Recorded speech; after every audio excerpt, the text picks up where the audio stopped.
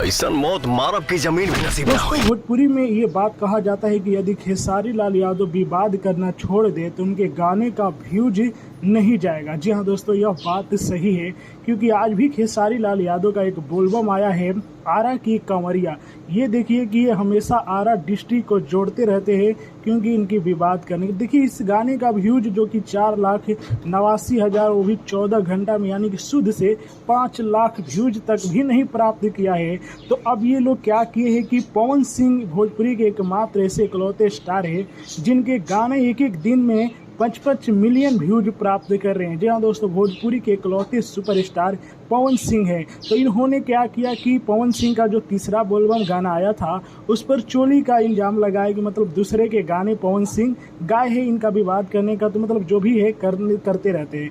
तो इस गाने को डिलीट करवा दिया गया था। लेकिन पावर स्टार पवन सिंह के फैन का देखिए पावर और उनके भाई ऋतिक सिंह का पावर कि इस गाने को फिर से इस चैनल पर रिलीज कर दिया गया है और यह गाना 2 मिलियन से भी ज़्यादा का व्यूज प्राप्त किया है।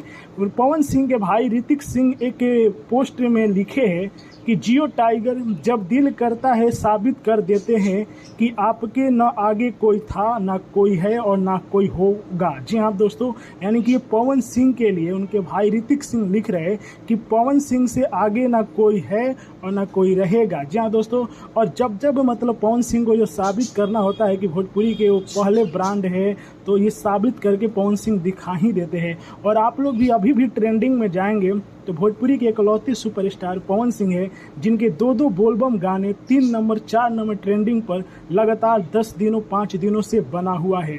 जी हाँ दोस्तों, तो आप लोग भी इन विरोधियों के जाल में ना फंसे। जी हाँ दोस्तों, पवन सिंह ने साबित कर दिया है कि भोजपुरी के मान सम्मान और लेवल उन्होंने ही बढ़ाया है। आप लोगों का क्या है राय, कमेंट बताइए, वीडियो को लाइक कीजिए, शेयर कीजिए। जय हिंद।